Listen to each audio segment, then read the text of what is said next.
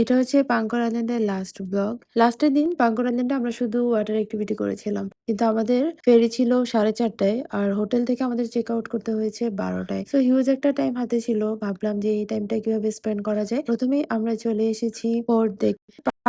আমাদের আসা হয়েছিল বাট এই ফোর্টটা আমাদের কখনোই দেখা হয়নি। এবার যেহেতু হাতে টাইম আছে সো দেখতে চলে আসছি। এই ফোর্টটা পাঙ্কর আইল্যান্ডে আজ থেকে প্রায় 350 বছর আগে তৈরি হয়েছে। এই ফোর্টের প্রত্যেকটা পার্ট দেখছিলাম আর আমি সারপ্রাইজ হয়ে যাচ্ছিলাম যে 350 বছর আগে মানুষ কতটা ডেভেলপ ছিল। যদিও এই ফোর্টটার শুধু ধ্বংসাবশেষ এখনো আছে এবং মালয়েশিয়ার গভর্নমেন্ট এটার অনেক টেক কেয়ার করে এই ধ্বংসাবশেষটুকু এখনো রক্ষা করে রেখেছেন। বাট তারপরেও যেটুকু ক্রিয়েট করা হয়েছিল আজ থেকে 350 বছর আগে সেগুলো কতটা ডেভেলপ ছিল।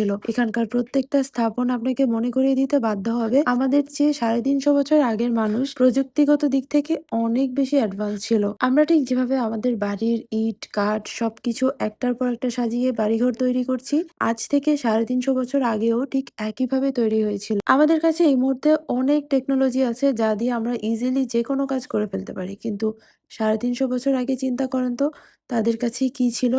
তারাও আসলে প্রযুক্তিগত দিক থেকে অনেক বেশি অ্যাডভান্স ছিল। ফোর্ট থেকে আমরা আবারও চলে এসেছি ফ্লোটিং মস্কে আর এখানে এসেছি নামাজ পড়ার জন্য। নামাজ পড়া শেষ করতে করতে আমাদের লাঞ্চের সময় হয়ে গিয়েছিল।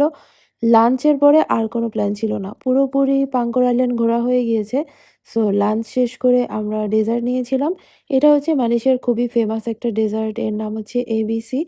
এই ডেজার্টটা আমার খুবই পছন্দ। ডেজার্টটা শেষ করে আমরা চলে এসেছি ডিউটি ফ্রি শপে। এই ডিউটি ফ্রি শপগুলো আসলে আমার কাছে একদমই ওর্থ মনে হয় না। বিকজ অফ যদিও বলে ডিউটি ফ্রি কিন্তু প্রাইসটা এত বেশি থাকে। নরমালি যেই প্রোডাক্টটা আমরা বাইরে 5 রিঙ্গিট দিয়ে কিনবো, ওখানে গেলে 7 বা 8 রিঙ্গিট দিয়ে কিনতে হয়। দ্যাট মিনস ডিউটিটা ওরা ইনক্লুড করে বলে যে ডিউটি ফ্রি। আমার কাছে এক্সাক্টলি এমনই মনে হয়। জানি না কার কি অপিনিয়ন। বাট ডিউটি ফ্রি শপে যেহেতু এসেছি সো টুকটাক কিছু কিনছি। এই ম্যাঙ্গো ক্যান্ডিটা আমার কাছে ইউনিক লেগেছে। সো আমি এখান থেকে ২ টা ক্যান্ডি নিয়ে বের হয়ে গিয়েছি। তারপর যাচ্ছিলাম শুটকি কিনতে। যেহেতু পাঙ্কর আইল্যান্ড শুটকির জন্য একদমই ফেমাস। তো অনেকগুলা দোকান ঘুরে, ঘুরে শুটকি দেখছিলাম। আমি মূলত চাচ্ছিলাম যে লইট্টা শুটকিটা নেওয়ার জন্য। বাট ব্যাড লাক এবার কোনো লইট্টা শুটকিই ছিল না। কেন জানি কোনো দোকানেই লইট্টা শুটকি নাই।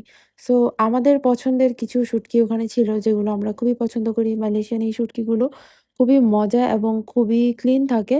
সো আমরা আমাদের পছন্দ মতো এই যে বড় মাছের শুটকি নিয়ে নিয়েছিলাম ২ টা। শুটকি নেওয়া হয়ে গিয়েছে। এবার আমাদের ফেরির টাইমও হয়ে গিয়েছে। এখন আমরা ফেরিঘাটে চলে যাচ্ছি। আর ফেরিঘাটে যেতে, যেতে এত বেশি মন খারাপ হচ্ছিল কারণ পাঙ্গর আইল্যান্ডে আবার কখন আসা হবে জানি না। লাস্ট ২০২৪ এ এসেছিলাম, আবার ২০২৬ এ আসলাম। যতবারই আমরা মালয়েশিয়ার বিভিন্ন আইল্যান্ডগুলোতে ঘুরতে যাই, আসার সময় এত বেশি মন খারাপ হয়। বাই দ্য ওয়ে, আমি কিন্তু যেখানেই যাই, যেই আইল্যান্ডেই যাই souvenir কালেক্ট করতে খুব পছন্দ করি। এবারও আমি কিছু souvenir কালেক্ট করেছি। যদিও ওটার ভিডিও করা হয়নি। আর দূরে একটা মাছ ধরার ট্রলার দেখা যাচ্ছে।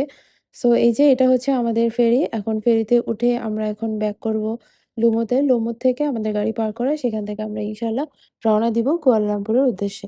এবারের জার্নিটা আমাদের জন্য অনেক রিল্যাক্সিং ছিল। চেষ্টা করেছি রিল্যাক্সে জার্নিটা কভার করতে।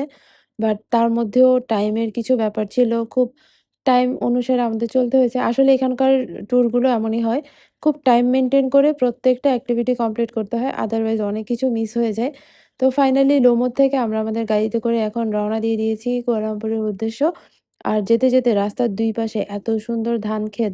মালয়েশিয়ার এই ধান ক্ষেতের সিনারিওটা একমাত্র পাঙ্গর থেকে ব্যাক করার সময় দেখা যায়।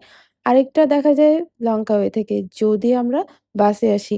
লাঙ্কাওয়ে যাওয়ার থেকে ব্যাক করার সময় কেদ্দা হয়ে আসতে হয়। আর কেদ্দা মানে হচ্ছে ধান ক্ষেত আর ধান ক্ষেত। ফাইনালি কুয়ালালামপুর ব্যস্ত শহরে চলে এসেছি। একটু পরে বাসায় চলে যাব। সো এই ছিল আমাদের পাঙ্কর আইল্যান্ডের পুরো ব্লগ। আজকে এই ব্লগের মাধ্যমে পাঙ্কর আইল্যান্ডের ফুল ট্রিপটা শেষ করে দিলাম। আশা করছি আপনাদেরও ভালো লেগেছে। আর যদি কোনো ইনফরমেশন আপনাদের লাগে অবশ্যই কমেন্ট করবেন। চেষ্টা করব আপনাদেরকে ইনফরমেশন দিয়ে হেল্প করার জন্য। সবাই ভালো থাকবেন, সুস্থ থাকবেন আর আমার পেজের সাথেই থাকবেন। আল্লাহ হাফেজ।